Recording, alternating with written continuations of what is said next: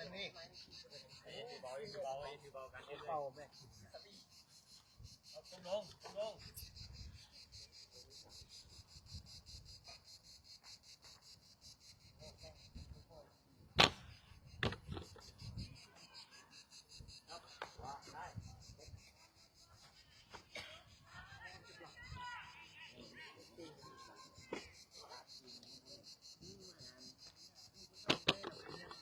ก็ค่อยขึ้นก็ค่อย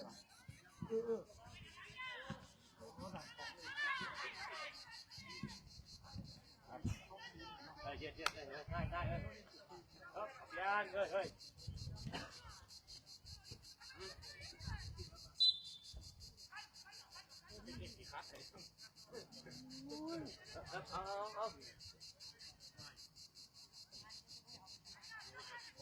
เอาไปพูดเจ้านี่สอง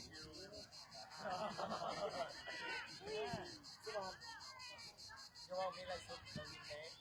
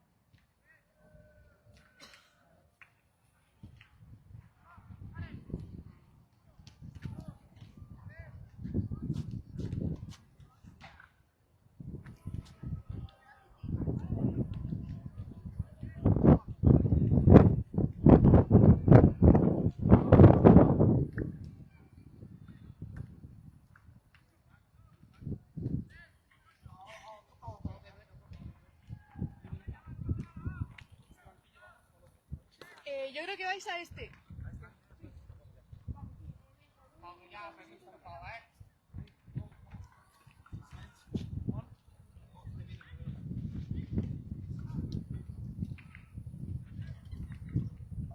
โน่จะจับเขายืนไอ้อยู่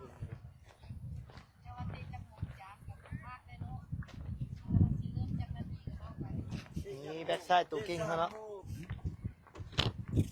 ขาดสีบริห่วมน้ำเนาะ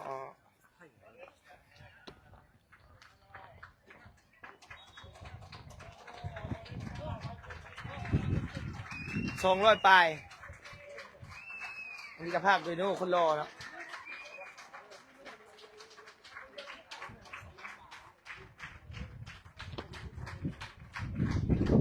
อยู่นี่แม่น10 โมงกลางคืนของสเปน3 โมงเช้าของเราวแข่งอยู่เดินเดียวมันลิดเนี่ย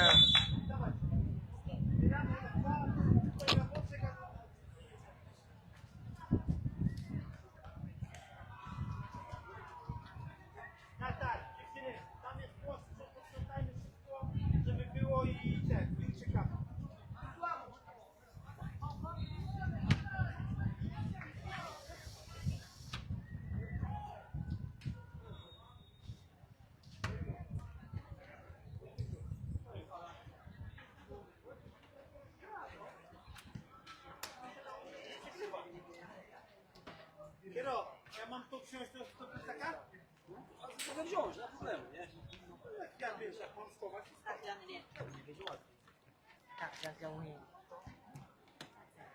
ตักยิงไหลเด็กตักสั่ง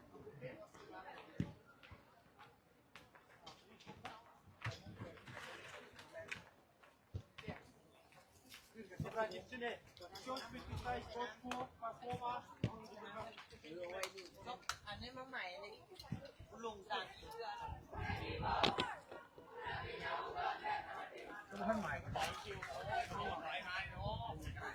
ให้เพื่อนไม้ให้มีแล้วบ่บิ๊กเฟิร์สคันหน้ามืดบอกเด้อพวกอะไรได้หน้าได้นะเฮ้ยเลนโคชเลนโคชทำหน้ามีมืดแล้วลูกเอาคุณบอลเลยนี่บอลเลยน้อง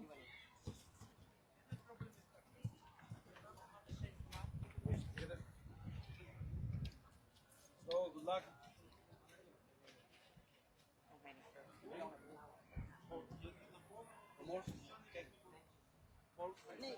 นี่บ้านทุกครั้งเลยวะ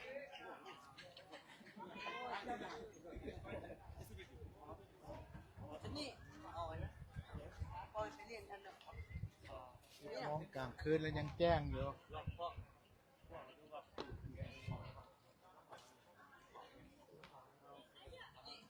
ต้องขึ้นไปทั้งหลัง ผมไปแล้วผมไม่กลับมาแล้ว ที่เว้น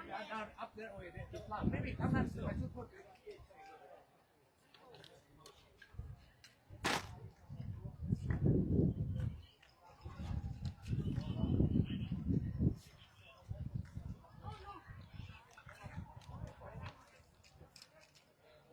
ต้องบอกเลยเจ้าเป็นผู้บึงเด้อ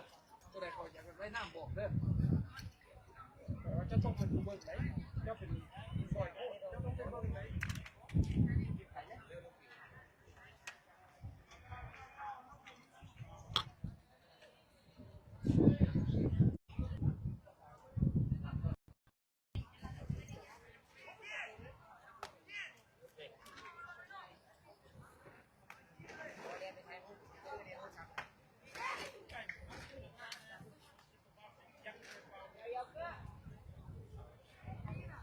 เ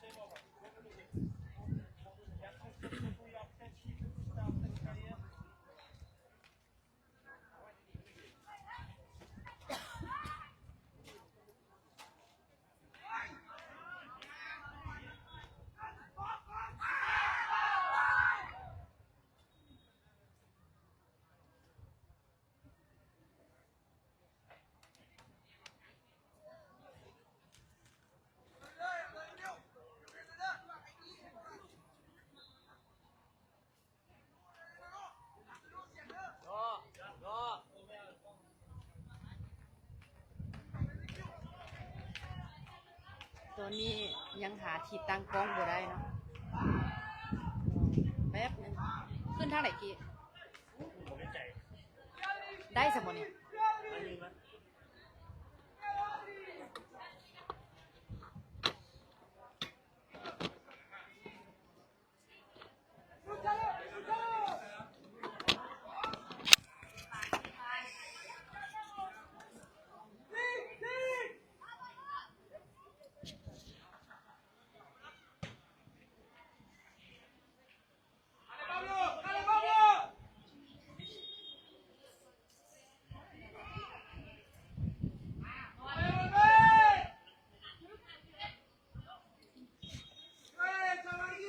สบายดีทุกท่านเนาะที่เข้ามารับชมทุกคนที่เข้ามารับชมในเกมนัดที่2ของรายการแมตช์คัพ2026เนาะในรุ่นอายุไม่เกิน14 ปี WAG พบซามาร์ตินเนาะ WAG ชุดสีเขียวซามาร์ตินชุดสีขาวอ่านไปแล้วบานเดี๋ยวที่เอกราชออกมาเอกราชกัปตันทีมอยากจะมาหนึ่งเข้าซ้ายหยังโบยิงเอกราชยังบาดอยู่ที่เอกราชยิงติดบล็อกผู้เล่นของซามาร์ตินเขียขึ้นมา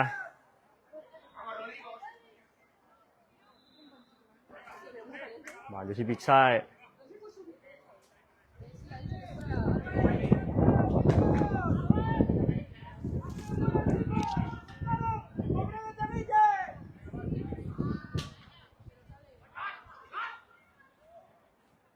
คือหลังไปที่อเล็ก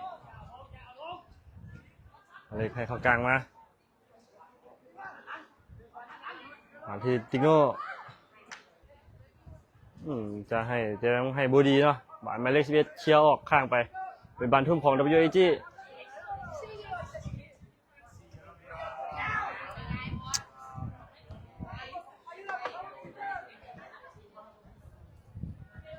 ที่แฟงเปลี่ยนออกไปที่หมายเลข5กล้องออกไปทางซ้ายหมายเลข6นิวเข้ามากลางแฟงมาอยู่ที่บอลหมายเลข9หักเข้าซ้ายบอลยิงเองคอยเกินไปขอมือผู้ชาประตูทางด้านซาลามาตินเนาะมาที่ผู้ชาประตูของด้านซาลามาตินจากประเทศสเปนเนาะเปิดเงาขึ้นไป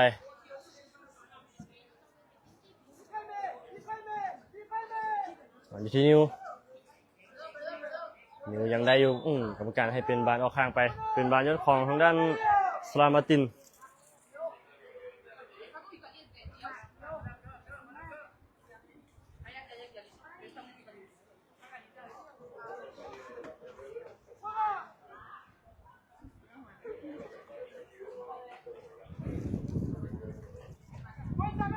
ออกมาทางด้านขวา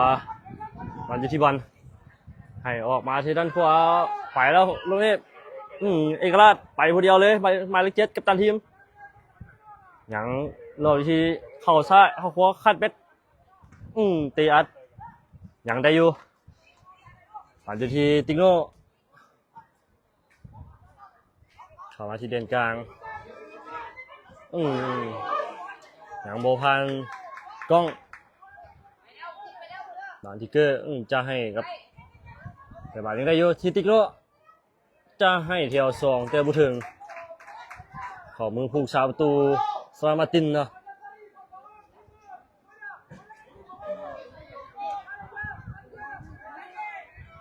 เปิดเงาขึ้นมา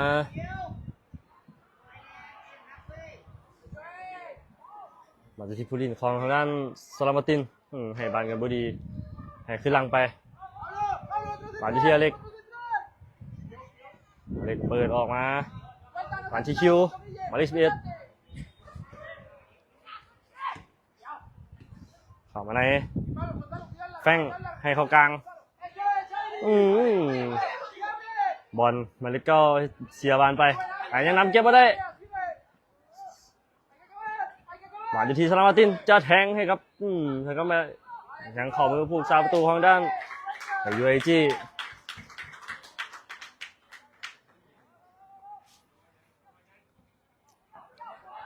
มาที่อนุสักดิ์ให้มาที่บอลมาเลเก้าบอลยากลากเข้าไปบอล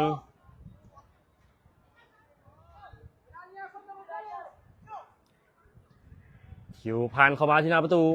ยังโบมีไผ่ผู้เล่นของทางด้านสลามาตินเชียวออกมาคิวยังนำเก็บบอลได้อยู่ขออภัยติกโน่นะหมายเลข13ให้บานบุดีสำหรับนิวเสียบานไปให้กับหมายเลข17แหงออกมาทางด้านขวายังบ่ผ่านนิวให้สันมาที่อนุสักดิ์อนุสักดิ์ยังปั้มบานได้อนุสักดิ์จะให้แต่ที่บอกเนาะมาที่อนุสักดิ์ยังคล้องบานได้อยู่ให้มาที่เอกราชเข้าขวาเอกราชตัดสินใจยิงล้วนยิงนี่เป็นประตูโอ้โห WAG ประตูที่1จากการยิงของหมายเลข7เอกราชวิไลกุล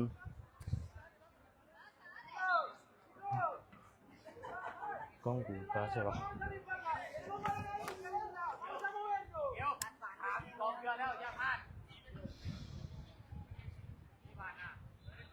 WAG ขึ้นนำสลามาตินไป1-0จากการยิงของหมายเลข7เนาะกัปตันทีมเอกราช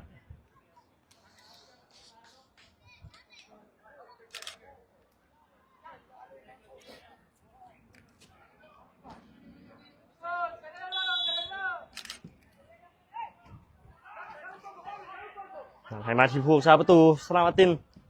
ยังวนยาวขึ้นมาอย่างบุพันผู้เล่นของ WAG โอ้โหจะให้สั้นแต่ให้บุดีมาที่หมายเลข13สลามาตินลากเข้าไปผู้ชาประตู WAG ยังนำไปเก็บบอลได้ทันเนาะเป็นการเข้าใจผิดกันโอ้ตัดสินใจผิดพลาดของกองหลัง WAG ให้บอลสั้นมาที่แฟงแต่ยาวเกินไปถึงดักไม่ได้เชี่ยวข้างไปสำหรับผู้เล่นของสลามาติน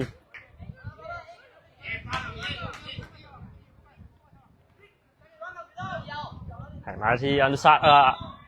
กรรมการเป้าให้เป็นบานฟาวล์ให้กับสลามาตินเนาะ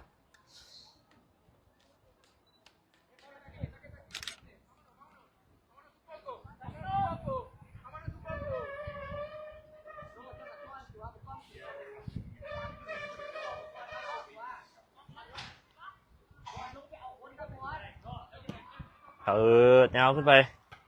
ยังบุพันติกโน่มาที่ผู้เล่นของสลามาตินมาลิฟ2ออกไปทางด้านขวาจะหลอกจะเตะผ่านแต่ยังบุพันผู้เล่นของ WAG กรรมการให้เป็นบันฟาวให้กับ WAG ยิงไปแทงออกไปทางด้านซ้ายคิวไปแล้วตอนนี้คิวมาลิฟ15ทันแต่ลบผูกเสาประตูแต่ยังไปยังได้อยู่กรรมการขีหน้าประตูยังบอกว่าจังไรก่อนที่ผู้เล่นของ WAG ที่หมายเลข7เอกราชกรรมการยังบอกเขาเป้าเนาะโอ้ยังซอยกันเนาะเรา WAG เปิดเข้าไปบอมีไผ่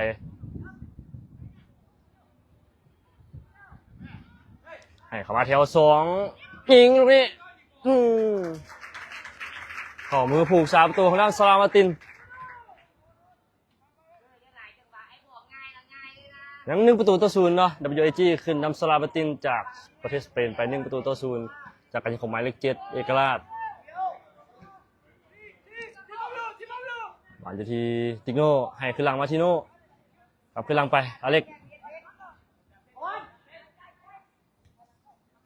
ให้เขากลางมาที่บอลหมายเลข9หวานทีติโน่ให้เขากลางแฟงพลิกไปที่อนุสักดิ์เขียนเบื้องซ้ายจะให้เขาในจะยังได้อยู่อนุสักดิ์เอกราชว่าจะได้เอกราชหักเข้าซ้ายยิงเองยังติดผู้เล่นของด้านสลามาตินตัดบอลมาได้จะสวนแต่ถึงดักไม่ได้เนาะผ่านที่บอลจะไปเองยังได้อยู่ผ่านที่แฟงยิงได้บอลลูกนี้แฟง ยังด่วนกับผู้รักษาประตูกลับขึ้นมาแถวสองยิงติดบล็อกของผู้เล่นของทางด้านลอมบาตินออกหลังไปขอไว้แล้วเป็นบานตั้งเตะจากหน้าประตูของด้านสลามมาติน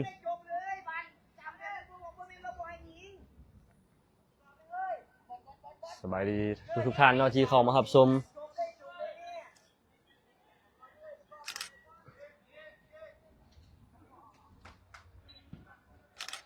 เปิดแนวขึ้นมาหนังโบฮันติกโน่นะเป็นบานยนต์ของทางด้านสลามมาติน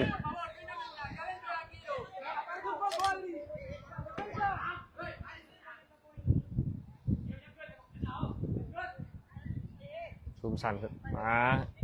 ยังโบพานติกโน่บานอยู่ที่บอลเอาของให้บอลนิ้วเปิดออกไปทางด้านซ้ายวางผู้เดียวบอลอยู่ที่หมายเลข15คิวเอาเข้าในให้มาที่อานุซักจะผ่านเข้าในติดผู้เล่นของทางด้านสลามมาตินออกหลังไปเป็นบาเต้มุมของ WAG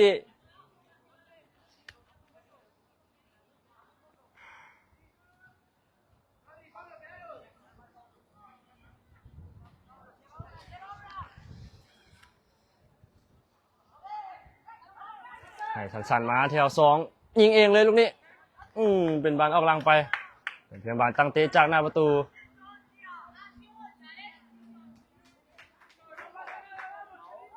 เข้าอ่ะเอ้าเป็นประตูเนาะลูกนี้ WAG ขึ้นนำสลามมาตินไปแล้ว2-0จากการยิงของหมายเลข8แฟงแสงสุรินทรา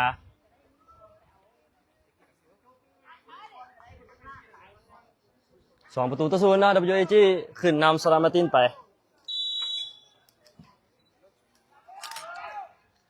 อันนี้เปิดขึ้นมาผูกชาวประตูของด้านสลามมาตินอย่างที่นิวให้ขึ้นหลังมาอันที่อาเล็กให้สันมาที่นิวให้มาที่อานุซักเนี่ยเข้าไปโอ้มาที่คิวเนาะมาที่15อย่างปอมบังก็จะอยู่ก่อนยุทธิการสนามให้ขึ้นมาที่หมายเลข15อบยาวเข้าไปอย่างแยกจังหวะหนึ่งให้มาที่ยิงเองลูกนี้บานอยู่ที่ติ๊กโน่บานติ๊กโน่ให้มาที่คิวหักเข้าซ้ายยิงเองลูกนี้ติดบล็อกผู้เล่นของด้านสลามมาตินขอมือผูกสามประตูของด้านสลามมาตินเป็นบานเอาหลังไปเนาะWAG ได้เป็นบานเตะมุม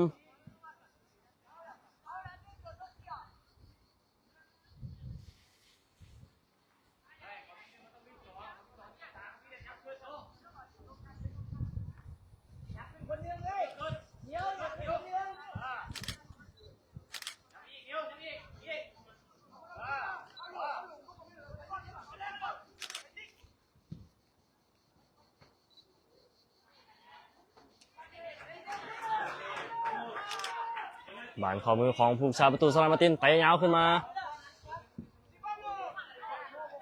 บานวิทิโน่โนยังบางบานไม่ได้เป็นบานหวังบานออกหลังไปเป็นบานตั้งเตะจากหน้าประตูของด้าน WAG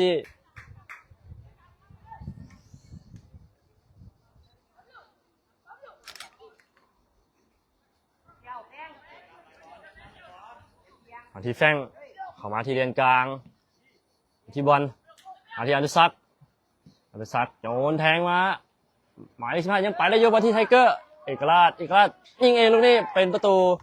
WAG ได้ประตูที่3จากการยิงของหมายเลข7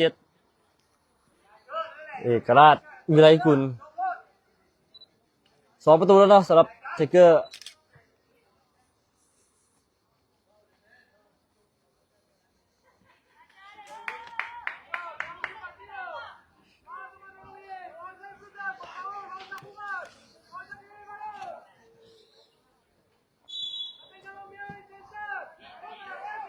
3-0เนาะ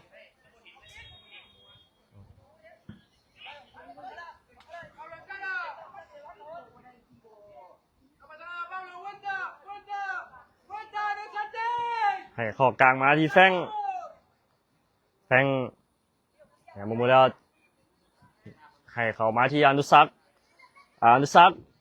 จะไปบุพันธ์ผู้เล่นของหมายเลข12แล้วสลามมาตินมายังบุพันธ์นิวยังดักไว้ได้เข้ามากลางที่แฟงออกมาที่บอลลากใส่ลากเงาขึ้นมาจะแทงให้ไปเนาะบางจังหวะนี้จะยิงเองหรือวะบอลเข้าไส้ยังมาที่เอกราชเข้าขวายิงเองน่าจะได้ออกหลังไป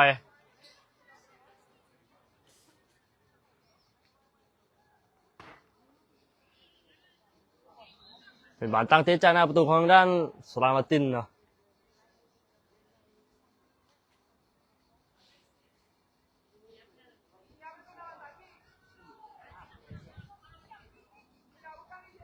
บอลทีกำลังของสลามาตินเปิดยาวไปยังโบพานติกโน่ขอให้คิว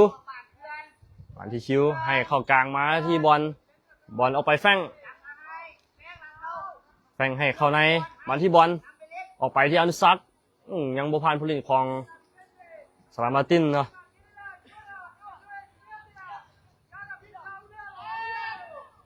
ออกไปทางด้านขวาเป็นของสลามาตินให้เข้ากลางมาไปทีมหมายเลข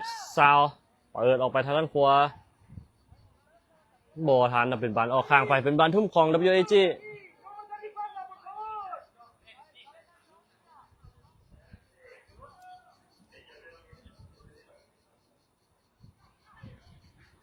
ขึ้นหลังมาทีโน่ให้มาที่เล็กให้เข้ากลางบอลมาที่แฟงลากขึ้นมาให้เข้ามาที่ไทเกอร์จะไปนะใจยังได้อยู่เป็นดีสำหรับตรงนี้เอกราชลากเข้าไปเอกราชยังหลอกจังหวะนึงเอกราชยิงเองโอ้ไทเกอร์บอลตัดสินใจยิงเองแล้วลูกนี้หลังโบเป็นประตูเป็นบอลออกข้างไปเป็นบอลตั้งเตะจากหน้าประตูของด้านสลามาตินน่าเสียดายไทเกอร์เนาะน่าจะยิงเลย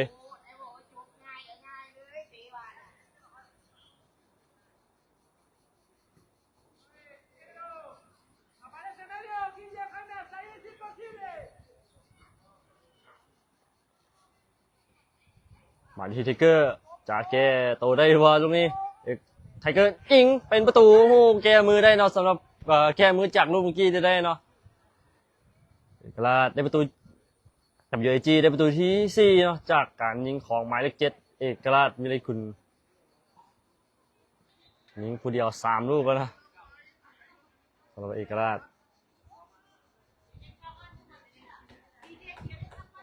สบายดีนะสบายดี600 คนเนาะที่เข้ามาครับชมบนหลับบนนอนมาเบิ่งทีมน้องๆเนาะไม่ว่าจะเป็นภายในหรือต่างประเทศต้องขอขอบใจทุกท่านเนาะที่เข้ามาครับชมและให้กำลังใจน้องๆในแข่งขันนัดที่2วันที่ผู้เล่นของสลามาตินมาที่ทีมบังคัวมาที่อนุสักให้มาที่เอกราชยิงซ้ายยังติดเสียบผู้สาประตูเป็นบอลออกหลังไปเป็นบอลเตะมุมของทางด้าน WAG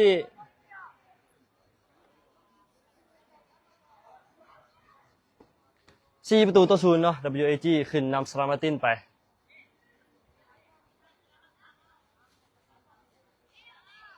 ถามว่าเบิ่งเตะมุมมันลูกนี้เปิดเข้ามาที่หน้าประตูเข้ามือผู้สาประตูของสลามาตินลินไว้แต่บอลลูกนี้เตะยาวขึ้นมา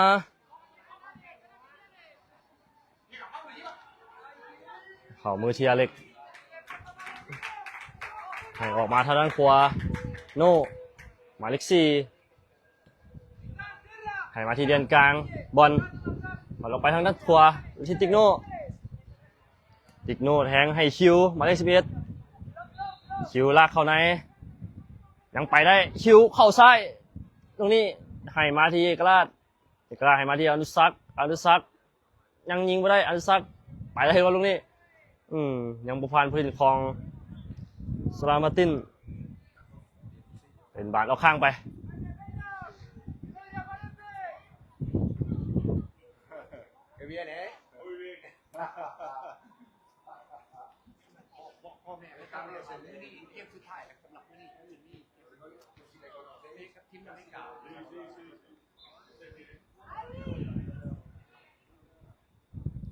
นี่ก็จะเป็นนัดที่2เนาะเป็นนัดสุดท้ายของมื้อนี้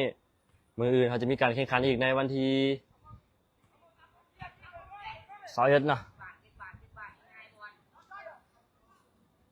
บ้านอยู่ที่บอลมันอิงตรงนี้เป็นประตู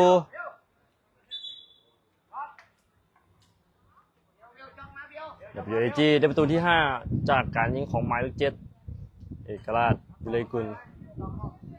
WAG คืนนำซีดีสลามาตินไป5-0เนาะ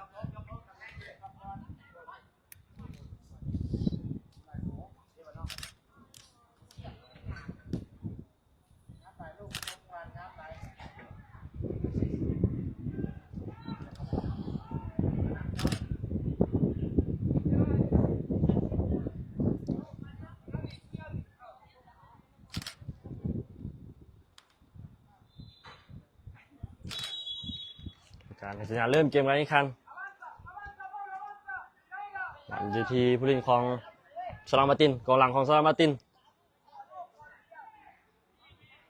ให้ออกไปทางด้านขวาเข้าใส่โอ้ยังบ่ไปเนาะสำหรับตรงนี้ไปจะให้ทางด้านของหน้าของท่านสลามาตินได้โบถึงผู้เล่นของ WAG ดักมาได้หมายเลขกล้องหมายเลข5ให้มาที่โน่มาที่หมายเลข13ติกโน่ลากเข้ามาหลังแทงมาที่คิวหมายเลข11คิวแหวกเข้าในคิวยังบุพันหมายเลข21ของด้านสลามาตินยังได้อยู่มาที่เอกราชให้คืนหลังมาหวานที่นิวให้มานิวอีกทีนึงจะตัดเข่าในยังได้อยู่บอลอยู่ที่แฟ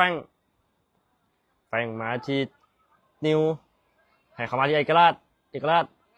ยังไปว่าได้เสียบอลให้ทางด้านเอายังดักได้เนาะออกมาที่ติกโน่ผ่านเข้ามาที่หน้าประตูยิงเป็นประตูลูกนี้ WAG ได้ประตูที่6จากการยิงของหมายเลข8แฟง6-0เนาะ WAG ขึ้นนำซีรีส์สลามาตินไป6-0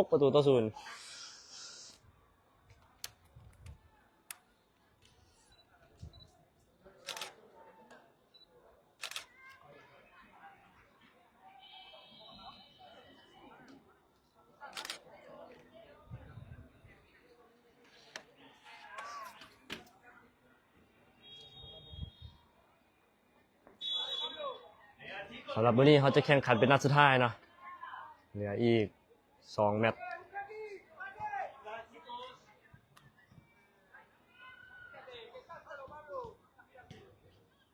บาดหนึ่งอยู่ที่ผู้สาประตูของนันสลามาตินให้สั้นๆมาที่แดนกลางลากเข้าใส่กังบุพานทศกล้องผู้เล่นของ WAG ตัดไปมาได้บอลที่แฟงมาที่เอกราชฮักเข้าขวาแต่ยาวกันไปบอลที่คิวยิงเองยังติดเซฟผู้สาประตูออกหลังไป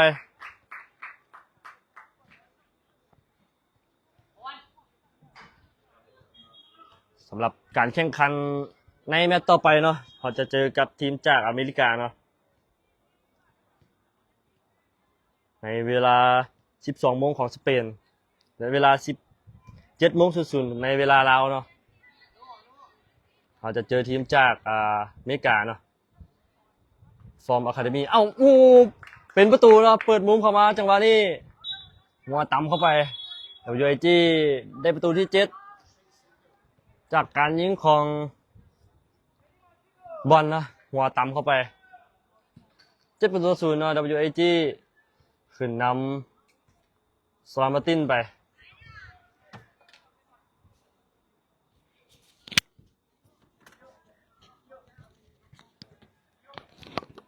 รึ่งเวลาที่หนึ่งเนาะถึงปรากฏว่า WAG เอายังขึ้นนำ7-0เนาะเกอะอยู่มัน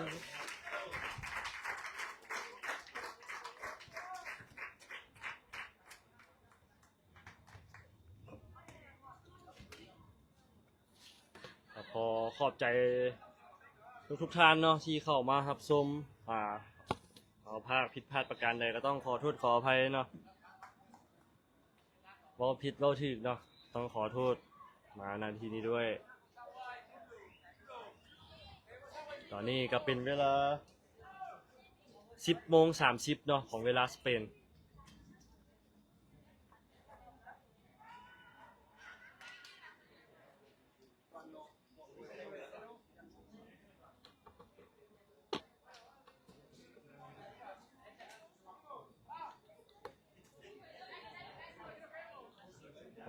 ขัดข้องก็ต้องขออภัยเนาะ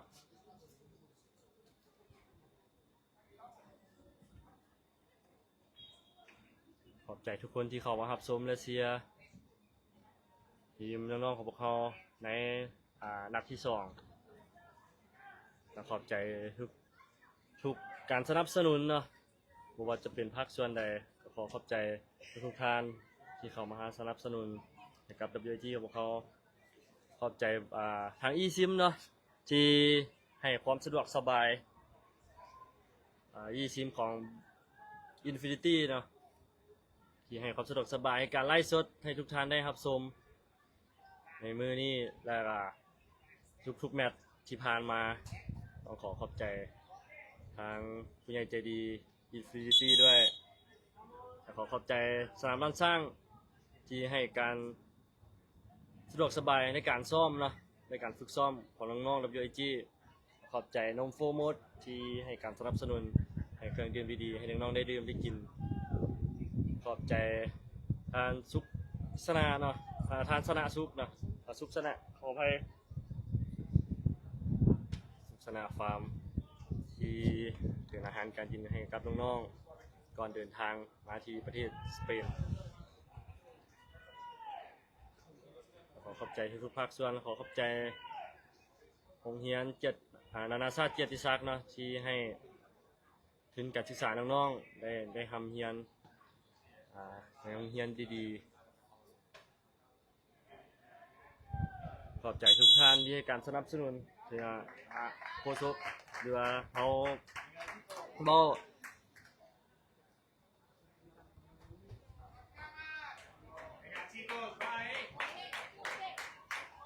นี่เราขัดข้องเนาะต้องขออภัยทุกท่านเลย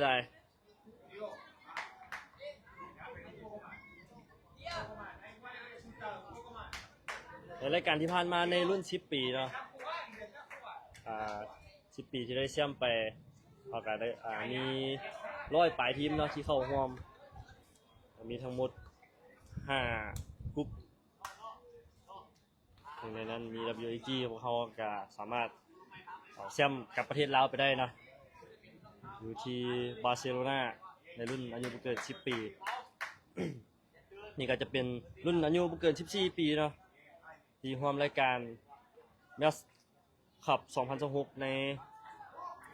รายการนี้เป็นรุ่นอายุบ่เกิน14 ปีมีทั้งหมด94 ทีมเนาะเข้าร่วมทั่วโลกนะ94 ทีมทั่วโลกเข้าร่วม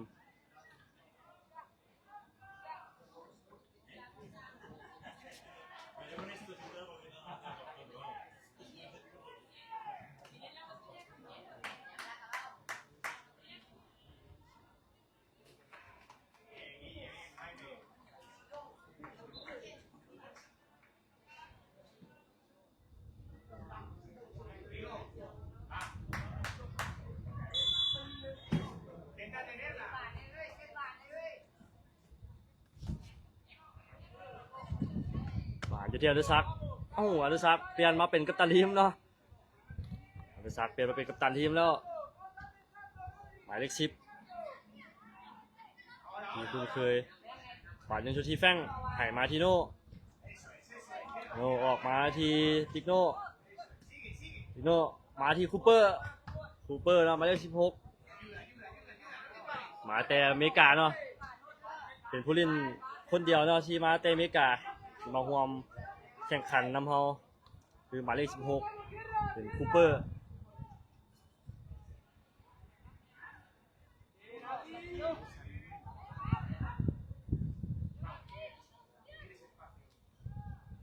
หวานอยู่ที่คิวตั้งหลักกันไหมเนาะมาทีโน่ให้เข้ากลางมั้งแบ่งแฟงจะพลิกแต่พลิกไม่ได้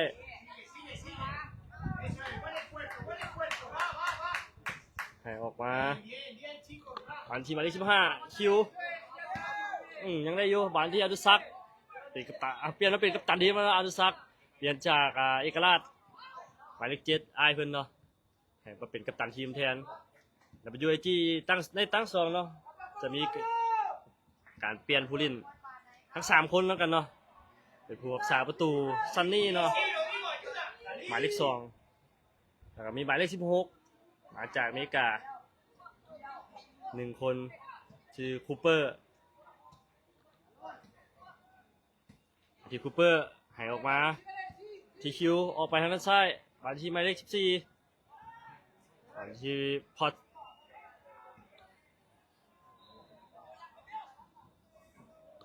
แล้วก็คิกหน้าประตูหมายเลข14ให้ออกไปทางด้านซ้ายยังไปบ่ได้ยังรอท่ามูเปิดออกมาทางด้านขวายังบ่พันผู้เล่นของ WIG มาที่คูเปอร์หมายเลข16ให้มาที่หมายเลข15ยังขอทางที่คูเปอร์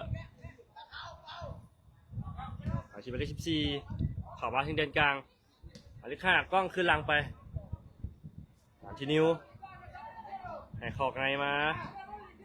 กล้องเปลี่ยนออกไปทางด้านซ้ายทางด้านขวามาที่ไอคำเนาะ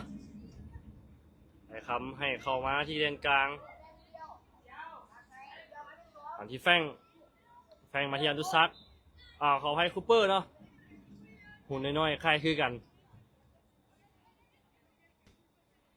ให้เขาไหนมาที่หมายเลข5กล้องมาที่คูเปอร์กับขึ้นหลังมาหมายเลข14เป่าจะตบเข่าในยังบุพานผลิตของซอยมาตินมาที่คูเปอร์ให้ขึ้นหลังมาที่แฟงตบเข่าในจะ1-2แต่ไม่เข้าใจกันกับกล้องเนาะหวานถึงส่วนขึ้นไปหวานที่ซอยมาตินให้ขึ้นหน้ามาให้เข้ากลางไป1-2ออกมาทางด้านขวาอันเลยบอลลูกนี้กรรมการให้ออกข้างไปเป็นบานออกข้างไปแล้วเป็นบานโยนของ WIG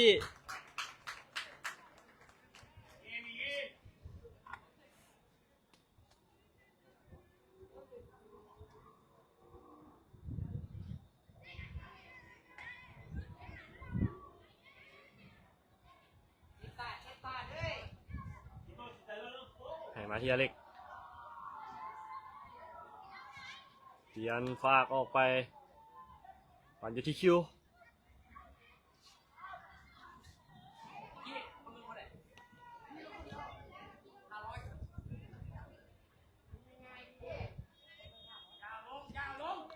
ปั่นที่แฟงคูเปอร์ให้มาที่เปาที่แฟงตัดเข้ามาที่อนุซักให้มาแต่ยิงได้ด้วยลูกนี้ยังบ่ยิงแทงมาที่คูเปอร์เขามือผู้ชาประตูทางด้านซามาติน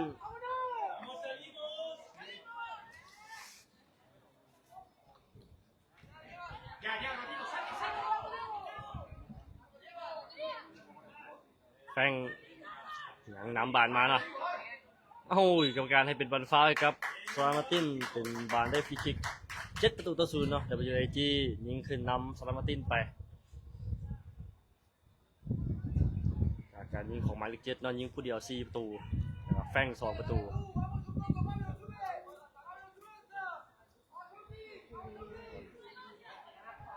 บอลเนาะ1ประตูหยิบบ่แน่ใจคือกันนะว่าเป็นบอลหรือเป็นผู้ใดเนาะหยิบประตู1ประตูที่7เราเอาหัวมุ่งเข้าไป เปิดขึ้นมาที่หน้าประตูของด้าน WAG ยังบ่พันผู้เล่นของ WAG เชียร์ขึ้นหน้ามาเอ้ายังบ่พันบาลยังอยู่ที่เบื้องซ้ายออกมาทางเลียนกลางบัดดี้แฟงแทงมาที่อันซักทันบอลลูกนี้ผู้สับประตูออกมาสกัดไว้ทันเนาะวันที่เปา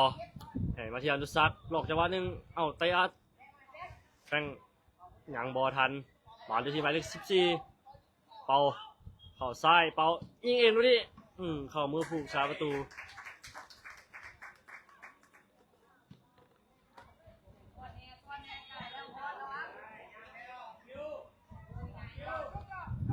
ดิซิโน่ดึงไว้จังหวะหนึ่งมาที่กล้องให้มาแฟงเงียงจะให้เจ๊บ่ให้จะให้เข้าในถึกดักไว้ยังเอาบานขึ้นมาได้เนาะสำหรับแฟง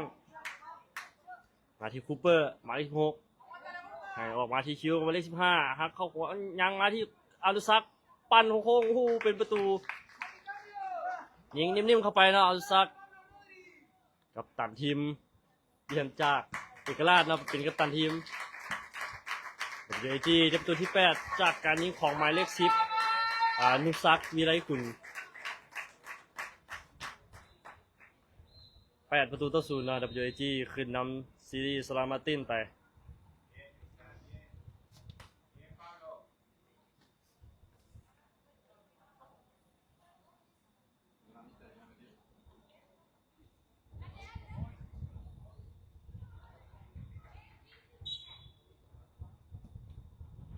ตินให้สันมาที่หมายเลข19ให้ออกข้างไปให้คืนหลังมาสำหรับซามาตินเนาะแข่งขันมา2 นัดแพ้มา2 นัดเนาะสำหรับซามาตินในมื้อเช้านี้สำหรับ WAG เขาแข่งมามื้อเช้านี้1 นัดเนาะชนะมา 2-0 มาที่อันดุซักมาที่จะยิงเองยังไม่ได้ยิงตรงนี้เป็นประตู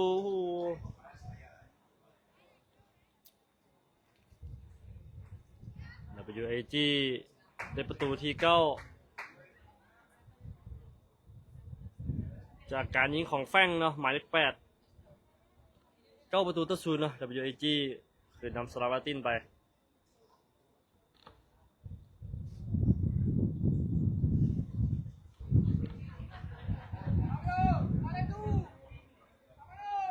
วันที่21เนาะมื้อแรงเนาะในเวลา 17:00 เป็นเวลาลาวอาจจะมีการแข่งขันกับทีมมาจากอเมริกาเนาะ From Academy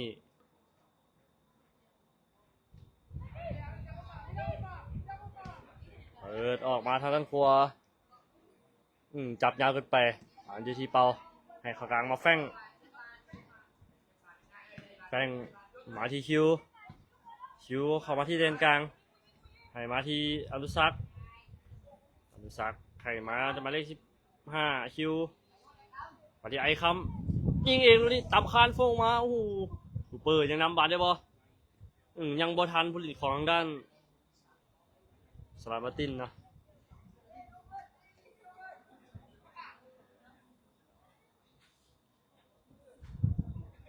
เป็นบานตั้งเตะจากหน้าประตูของสลามาตินจากประเทศสเปน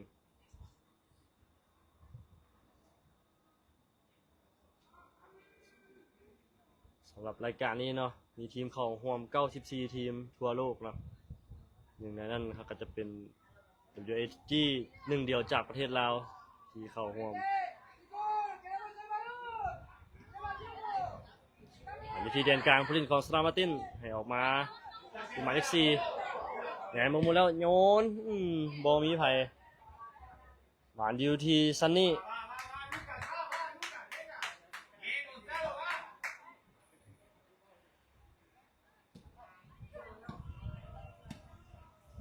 ออกมาทีด้านซ้ายเป่าบ่ทันนะมาที่แฟงยังได้ยุบมาที่คูเปอร์มาเลข16เป็นเดินทางมาห่วมทีมนำนะสำหรับคูเปอร์หมายเลข16มา จากประเทศอเมริกาเนาะมาที่เปาให้ขึ้นมาที่คูเปอร์ให้เข้าในกล้องยังให้บานบุดีฉีกตักบานได้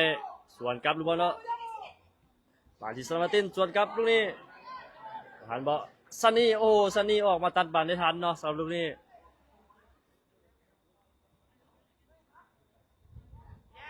ให้เข้ากลางมา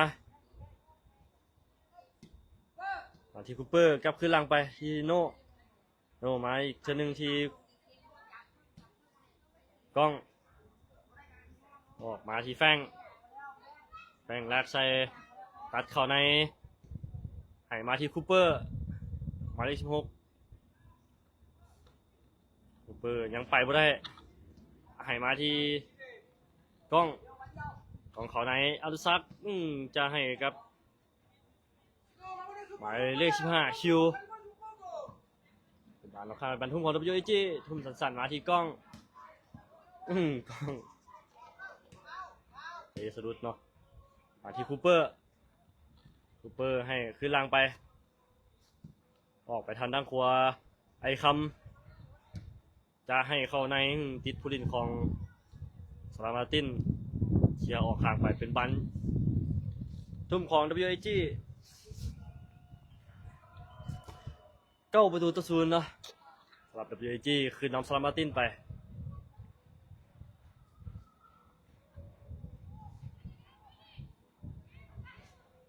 อยู่ที่แฟงสักขึ้นมาที่แฟงตัดเข่าในที่หมายเลข11คิวหักเข้าซ้ายยังโบยิงมาที่แฟงขึ้นมาที่คูเปอร์ให้สั้นๆมาคิวออกมาทางด้านซ้ายเป่าหมุนจังหวะนึงเป่ายิงเองลูกนี้ออกหลังไป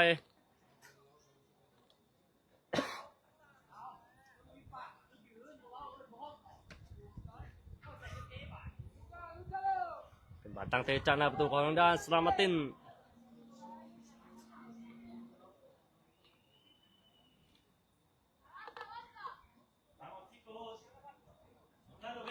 เตะยาวขึ้นมายังบอลผ่านเป่ามาที่เดียนกลางคูเปอร์บาดลุงเนาะให้มาที่พอสให้ขึ้นหน้าไป1-2ไปได้บอลลูกนี้ยังทันไอคำจะตบเข้าในยังได้อยู่ให้มาที่คิว11ให้มาที่แถว2โน่ยิงเองลูกนี้เข้ามือผูกสาประตูสลามาตินคอยเกินไปนะสำหรับโน่ยิงลูกนี้ให้สั้นๆมาบานอันดุซักตัดบานได้ เสียจังหวะไปเนาะอันดุซักมาที่แฟงกลางมาคูเปอร์จับขึ้นหลังมาที่กล้องออกมาที่ฝั่งซ้ายหมายเลข14เป่าให้เข้ากลางคิวแทงมาที่เป่าแฟงทันวันนี้ขัดแบ็คเข้ามายังบ่ผ่านมือผูกสาประตูสลามาตินเปิดยาวขึ้นมาตอนที่ผู้เล่นจับบานพอดีเนาะสำหรับผู้เล่นของสลามาตินมาที่เดือนกลางกล้องมาที่5ให้มาที่คิวมาที่15ให้มา14เป่า1-2กับแฟง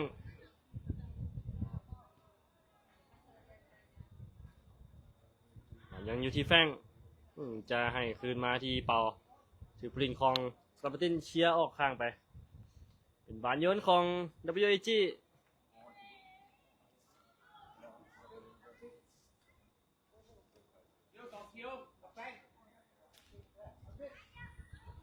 ตอนนี้ครับสาขาของเขากำลังจะมีการเปลี่ยนตัวนักกีฬาเนาะ6-9-13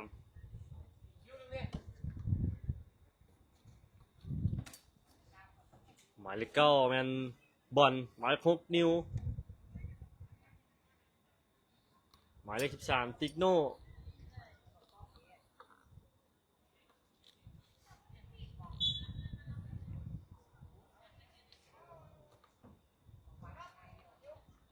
านทุนทีนิวหมายเลข6พอดออกไปทางด้านขวาไอ้คำดีดมาที่ไอ้คำตบเข้าในไอ้คำหักเข้าชายยิงออกหลังไปไอ้คำตัดสินใจยิงเองยังยิงบ่ดีเนาะสำหรับไอ้คำเป็นบานตั้งเตะจากหน้าประตู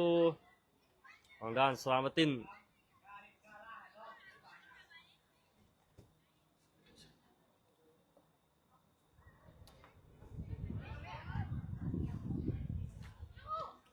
บานอยู่ที่ผู้ลินของสลามาตินเปิดยาวขึ้นไปหน้าบอพานโน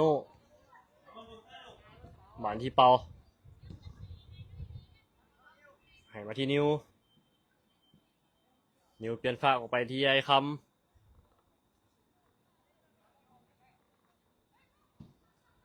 มาที่เปาเอาลากใส่ดูนี่ให้มา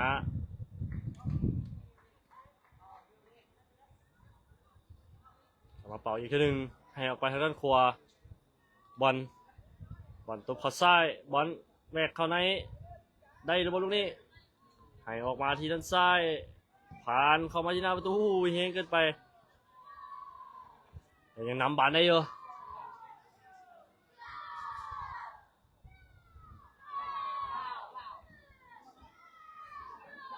มาที่บอล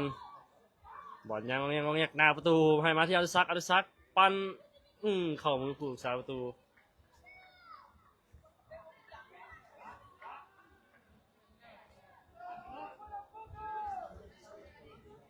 ให้ออกไปทางด้านซ้ายผู้รักษาประตูสลามาติน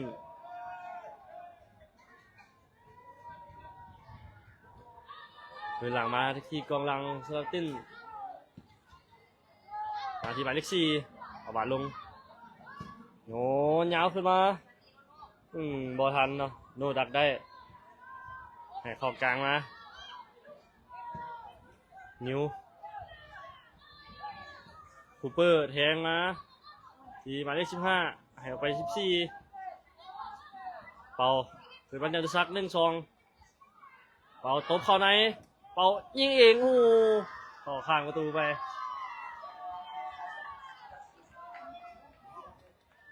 เป็นบานตั้งเตะจากหน้าประตูทางด้านสลาติน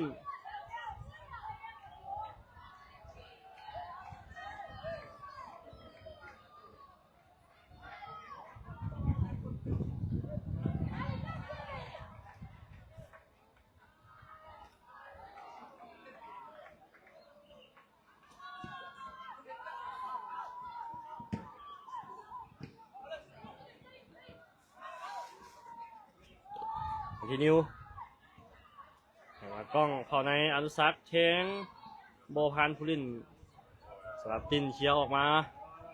ยังเก็บได้อยู่ถึงตัดบาลมาได้เป็นบาลออกทางไปเป็นบาลทุ่มของสลับติน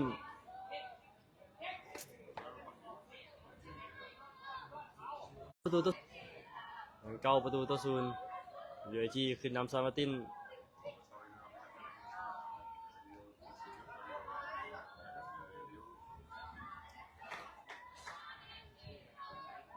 อย่าลืมนะเขามีแมตช์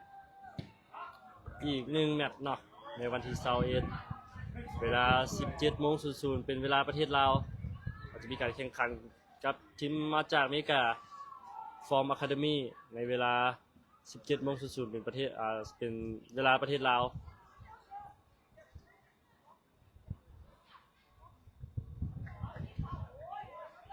มาทีโน่หมายเลข4ยิงเองนายเกินไปซาประตู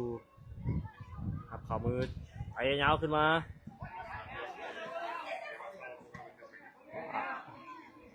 อันที่กองหน้าสลามาตินยิงเองเข้ามือของซันนี่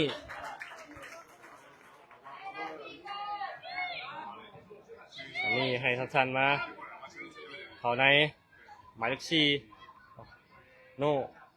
แนมมึงมูแล้วยังบ่ให้ออกไปเบื้องขวา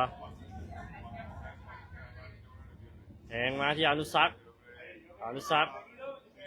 รมการให้เป็นบานฟาวล์กับ WAG เป็นบานฟรีคิกของ WAG เนาะลูกนี้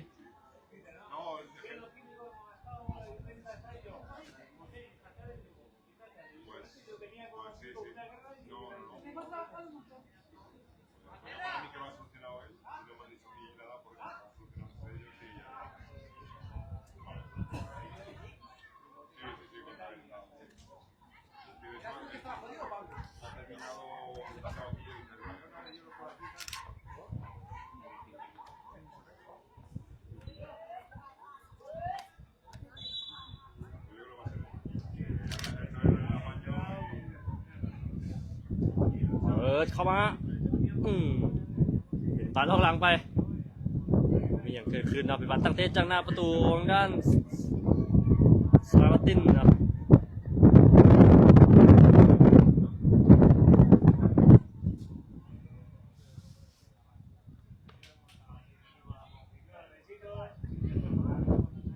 มาทีหมายเลข14เปิดเข้าไป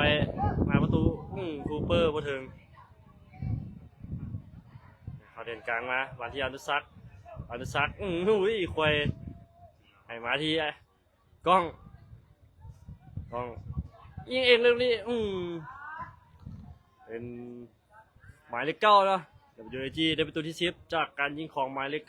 9บอล WAG คืนนำซาบตินไป10ประตูต่อ0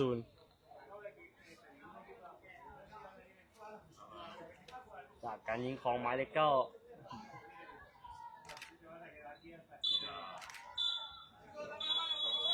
รรมการเป่าวีดจบเกมการแข่งขันผลปรากฏว่า WAG เอาชนะซามาตินทีมจากสเปนไป10ประตูต่อ0ในนัดที่2รอบแบ่งกลุ่มขอบใจทุกๆคนเนาะ600 คนที่เข้ามาเบิ่งไลฟ์สดในค่ำคืนนี้และให้กำลังใจน้องๆ WAG ของพวกเขาขอบใจผู้สนับสนุนทุกภาคส่วนนะที่ให้การสนับสนุน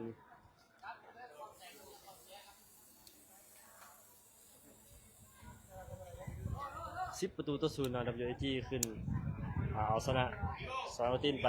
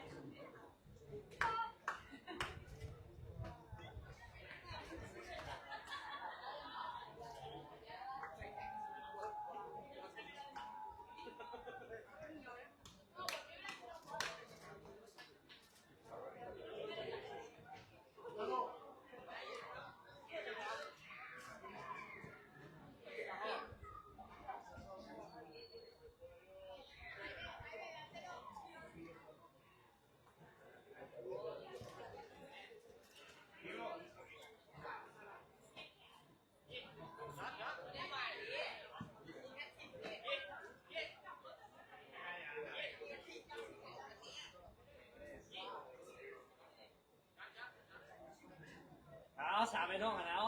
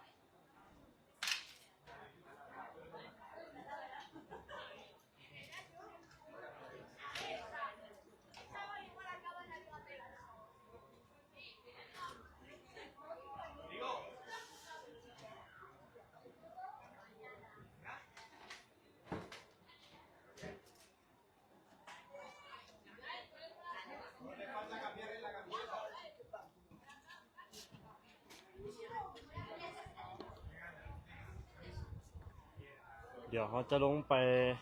หานักกีฬาเนาะ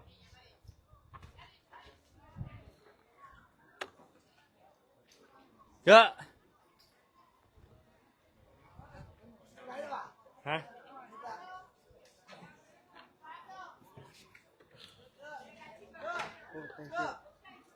เยอะไหม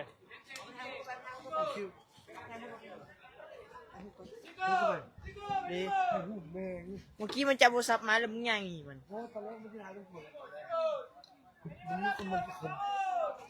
ลองเลย โอ้ไม่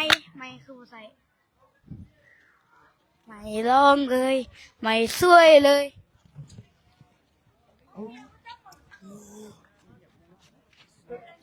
วันนี้เขาสิมาสัมภาษณ์นักเตะเนาะ เดี๋ยวกล้องเขาพาไป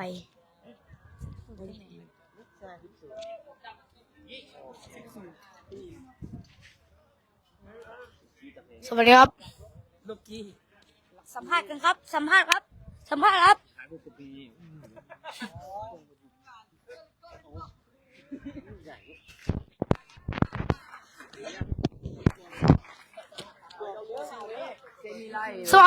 สบายดี เจ้าสิหยัง ซื้อดองโอ้ราไม่ตานี่ไม่ตามิ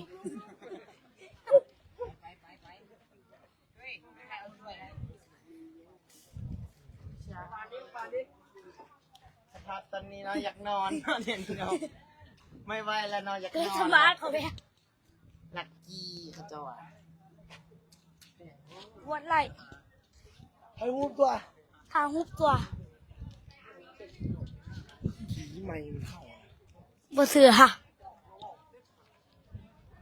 ไม่ลงเลย เอาไม้ไว้ ลูกกี้ไปสัมภาษณ์ไปสัมภาษณ์ ไปฮัลโหลได้ยินบอกครับพี่เราเที่ยวเราสบายดี ความรู้สึกเนาะ รู้สึกดีใจหลายลุงใจหลาย ได้ยินบอก บอกก็บ่ส่งให้ มื้อนี้นัดแรกเป็นจังได๋ นัดที่สองที่บ่ บ่นัดแรกนะนัดแรกก่อน นัดแรกโอ้รู้สึกโล่งใจหลาย แล้วก็ดีใจที่ชนะเพราะว่าเขาโหดหลาย เกือบตีเขาไหมเนาะ บ่แม่นค่อย อ๋อโอเค What is your name Cooper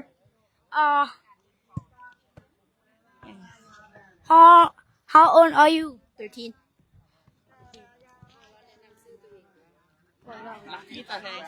Okay thank you bye bye ใครเบิ่งคอมเมนต์ดูตึ้งแล้วคอมเมนต์ หัว เอ้ยมาสัมภาษณ์หนู หาขยะ สัมภาษณ์แล้ว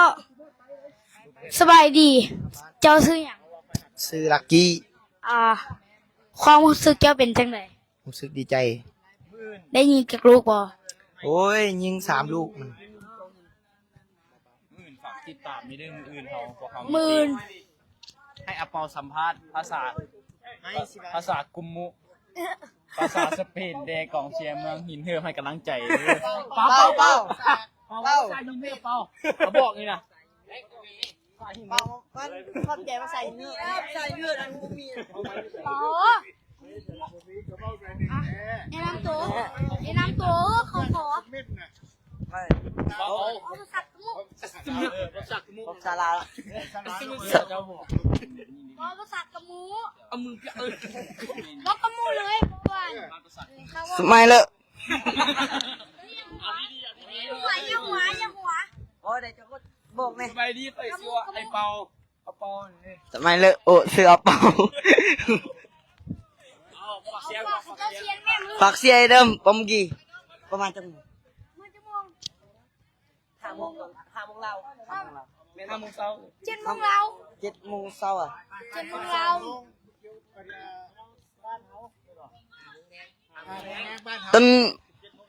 ต้นบวช5 โมงกรุงเดีย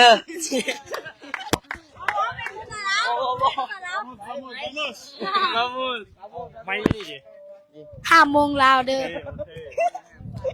ตอนนี้เขาสิกลับไปห้องก่อนเนาะ ไปแล้วเมื่อกี้ไอชิพับให้แล้วเมื่อกี้เป็นคนสัมภาษณ์แล้ว ครับเอาขึ้นได้ไหม เขาเป็นกล้องอยู่เนาะก็ขอโทษหลายๆเนาะตอนนี้คนไปหมด ดูดียังปิดไหลเลยนี่ ยัง เดี๋ยว มื้อนี้เฮาสิมาสัมภาษณ์ผู้สาวผู้สาวอย่างนี้ซะหมูผู้สาวแก้มก้น โอเคไป ใครอยากเห็นไผ่ล่ะคอมเมนต์มาเลยเนาะเดี๋ยวสิไปซอกให้เนาะ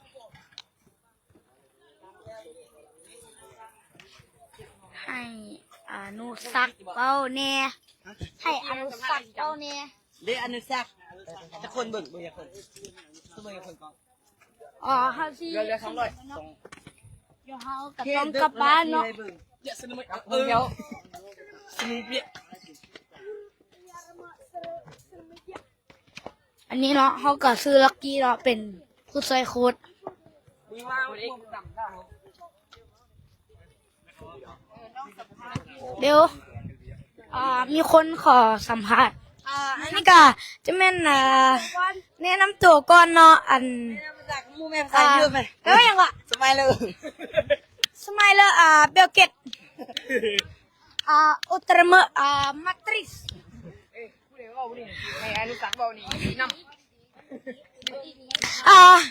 มันเนี่ยก็มาเตยู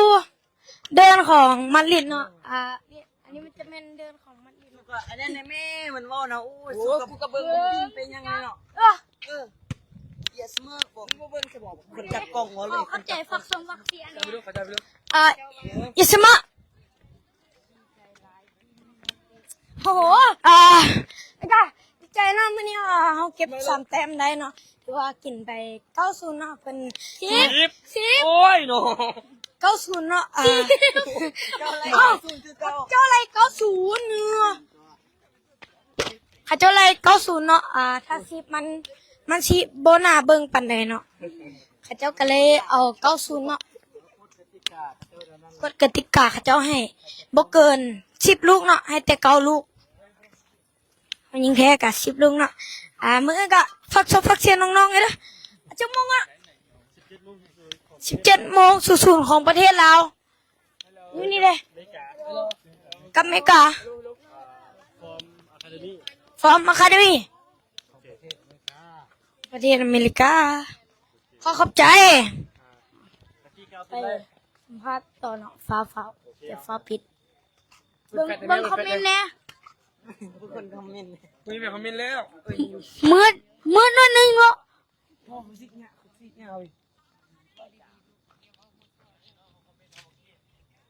อเคแอดมินเฮาเปิด บอกสัมภาษณ์เราดิมึงจี้มึง เอ๊ บรรยากาศเป็นแบบนี้ อยากสัมภาษณ์ไผ่กาว่างมาเลยเนาะหรือว่าคอมเมนต์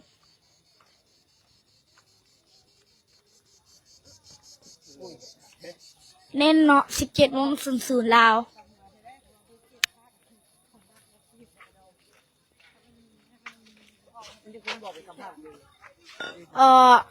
เฮาสิปิดไลฟ์กันเนาะเฮาสิกลับแล้ว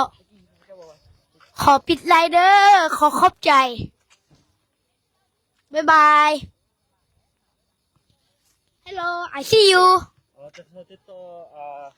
อยากได้สติกเกอร์เนาะสามารถติดต่อเข้าทางที่เพจ Facebook ของ WAG ของพวกเขาเลยเนาะจะมีทางแอดมินตอบเนาะท่านสามารถทักเพจเข้าไปหาทางWAG ของพวกเขาได้เลยเนาะบ่ว่าจะเป็นเครื่องกีฬาเชียร์ WAG มั้งครับเนาะแบรนด์ของ VR ที่สนับสนุนของพวกเขาแล้วก็สติกเกอร์นะท่านถ้าท่านใดอยากได้แม่นทักหาทางเพจพวกเขาได้เลยนะเจ้าก็ขอบใจทุกๆท่านนะที่เข้ามารับชมรับเชียร์และให้กำลังใจน้องๆ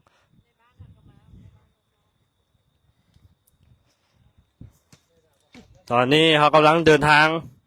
จะกลับไปที่แคมป์เนาะเดี๋ยวเขาจะขอจบไล่ไปก่อนเนาะเดี๋ยวตอนแรงเวลา 17:00 นพบกัน เขาจะเจอกับอเมริกาเนาะฟอร์มอะคาเดมี่ตอนนี้เขาขอจบไล่ไปก่อนเขาขอกล่าวคำว่าสบายดี